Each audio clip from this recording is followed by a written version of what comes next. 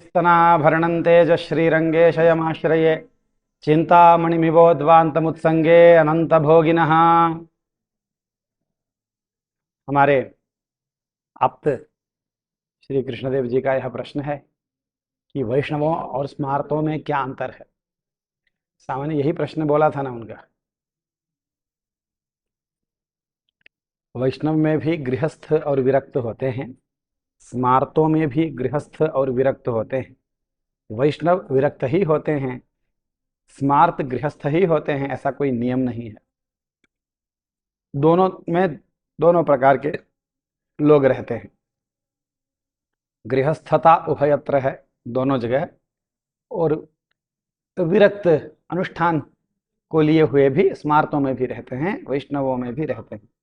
वैष्णवों और स्मार्तों में क्या भेद है? प्रधान भेद तो यह दिखता यह है कि स्मार्त पंचदेवोपासक होते हैं। हमारे सनातन धर्म में बहुत सारे देवता हैं, तो उन अनेक देवताओं के बीच में शास्त्र विधि के अनुसार 5 देवों की उपासना करते हैं स्मार्त। उनमें इसी प्रकार शास्त्र विधि का अनुसरण करते हुए वैष्णव लोग विष्णु पारम्य को मानकर नारायण की उपासना करते हैं, उनके अनेक अवतारों की उपासना करते हैं। ये कोई भेद नहीं हुआ, ये नहीं। अब स्मार्तों में भी अगर सालग्राम की ही उपासना करूंगा ऐसा बोलने लग जाए तो उनको हम वो स्मार्त नहीं है थोड़ा बोल सकते, नहीं बोल सकते, लेकिन प्रायः है, ये दिखता है। तो मुख्य भेद क्या है? स्मार्तों में वैष्णवों में तिलक धारण में भेद है, वो ठीक है। तिलक तो वैष्णवों में भी अलग अलग अलग प्रकार के अनेक प्रकार के तिलक हैं।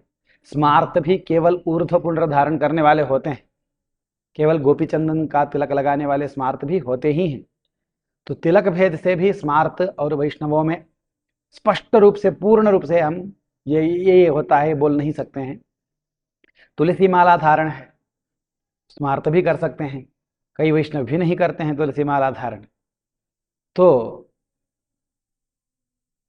इन सब चीजों को मुख्य भेदक के रूप में, लेकिन प्रायः यह है कि जो ऊर्ध्व पुंड्र धारण करे, तुलसी माला धारण करे, विष्णु और उनके अवतारों का ही प्रधानता से भजन करे, उनकी उपासना करे, एकादशी आदि उपवास रखे, अन्य समस्त जितने भी देवता हैं उनको भगवान के ही अंग मानकर उनमें आदर बुद्धि रखें, ये वैष्णवों का चिन्ह दिखाई पड़ता है। स्मार्तों में पंचदेवों की प्रधानता से वो उपासना करें,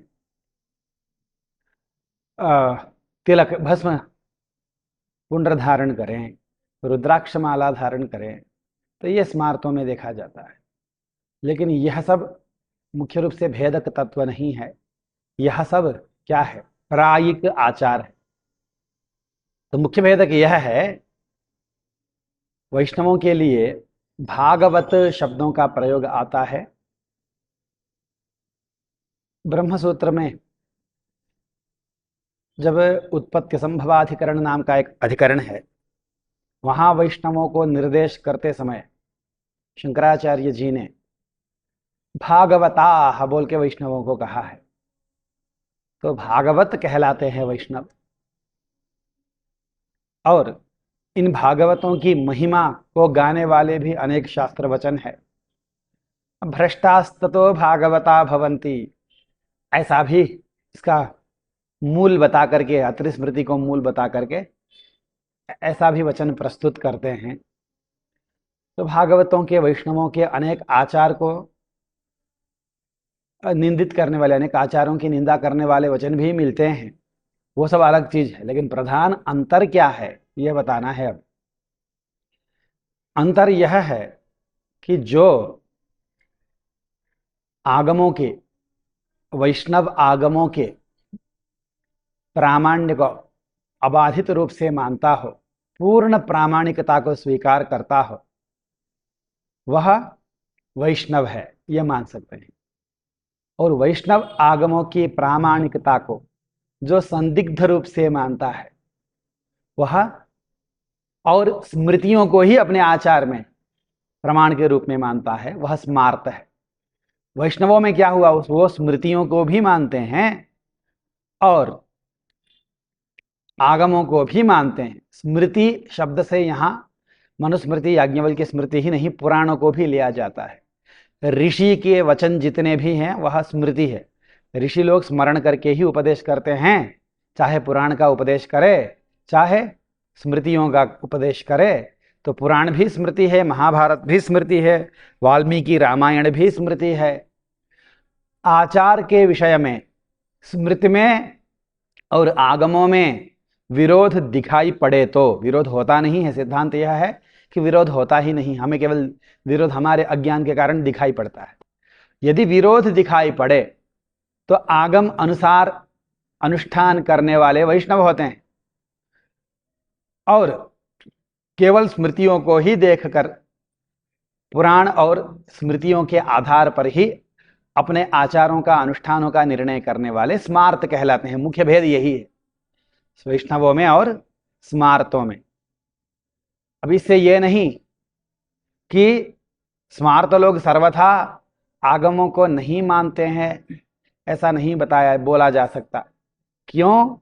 इसलिए कि भगवान के मंदिर निर्माण की विधि, प्रतिमा का स्वभाव, प्रतिमा के स्वरूप किस प्रकार होना चाहिए, आराधना प्रक्रिया किस प्रकार होना चाहिए, देवालय का स्वरूप कैसा होना चाहिए, प्रतिमा और देवालय दोनों के बीच में संबंध कैसा होना चाहिए, अर्चक के क्या गुण है, अर्चक के क्या आचार हैं, यह सब विस्तार से आगम शास्त्रों में ही वर्णित है। और कोई भी सनातन धर्म का किसी भी संप्रदाय में हो, चाहे स्मार्त संप्रदाय में हो चाहे वैष्णव संप्रदाय में हो, सनातनियों में कोई भी हो, आज अथवा कभी भी भगवान के मूर्ति पूजा का विरोधी कोई रहा नहीं है। वह आधुनिक कोई हो गए हों वो अलग चीज है, लेकिन सनातनी कोई भी किसी भी संप्रदाय में हो, चाहे वह स्मार्त हो, चाहे वैष्णव हो, चाहे शैव हो, चाहे शाक्त हो, कोई भी हो, वह मूर्ति पूजा का विरोध नहीं करता है। भले ही किसी किसी संप्रदाय में योग मार्ग का ही प्रधानत्व है, तो वो भगवान के विग्रहाराधना उस संप्रदाय में उतना नहीं रहता, फिर भी वो विरोध नहीं करते हैं, उनके लिए वो सम्मत ही रहता है। तो आगम द्वारा उपदिष्ट भगवद आराधना पद्धति को स्मार्त भी मानते हैं, इसलिए स्मार्त आगमों को बिल्कुल नहीं मानते हैं नहीं बोला जा सकता। वैष्णव समस्त स्मृतियों को, पुराणों को नहीं मानते हैं ऐसा भी नहीं है, मानते ही हैं, वैष्णव भी मानते हैं। लेकिन जहां विरोध दिखाई पड़े आचारों को लेकर, जैसे एकादशी में भी स्मार्तानाम एकादशी वैष्णवानाम एकादशी लिखा रहता है ना, तो इस प्रकार के विरोध होने पर आगम का अवलंब लेके आचारों को का निर्णय करने वाले भागवत होते हैं, वैष्णव होते हैं, और आगमों को पीछे रख के अपने व्यक्तिगत अनुष्ठान में आगमों को महत्व नहीं देने वाले, केवल पुराण स्मृतियों को महत्व देने वाले पौराणिक आचार में वह स्मार्त कहलाते हैं। बाकी वेद और वैदिक कर्म, वेद के जो साक्षात अंग हैं, शिक्षा, कल्प, निरुक्त, व्याकरण, छंदस, ज्योतिष, उनमें कल्पशास्त्र के जो आचार हैं, उनको समान रूप से वैष्णवों में भी और स्मार्तों में भी समान रूप से ही उनका ग्रहण है, उनका अनुष्ठान है। केवल यहाँ पर टकराव कहाँ है? स्मृति, इतिहास, पुराण को और आगम को लेकर के है। तो इसमें भी वास्तव में टकराव है नहीं, इसलिए हम इतना ही वैष्णवों में और स्मार्तों में यही भेद बोल सकते हैं, बाकी तो कोई इतना ज़्यादा भेद है नहीं। अब वैष्णवों में भी अगर सिद्धांत को लेकर ले लेंगे तो इस वेदांत के इस दर्शन के अनुयायी वैष्णव होते हैं, इस दर्शन के अनुयायी स्मार्त होते हैं, ये बोला नहीं जा सकता। वैष्णवों में भी अनेक दर्शन है, स्मार्तों में भी अनेक दर्शन है। तो इसलिए मुख्य भेद यही है कि आगम के प्रामाणिकता को लेकर के ही वैष्णवों में और उनमें स्मार्तों में भेद है। भागवत शब्द भगवत शास्त्र को मानने के कारण है। किसलिए? भगवत शास्त्र माने पांचरात्र शास्त्र, वैखानस शास्त्र। इन भगवत शास्त्रों को जो मानते हैं वो भागवत कहलाए, वैष्णव कहलाए। जो स्मृति को ही ऋषि प्रोक्त, ऋषि वचनों को मुख्य मानने लगे, वह स्मार्त कहलाए। इतना ही अंतर है। श्रीमते रामानुजाय नमः।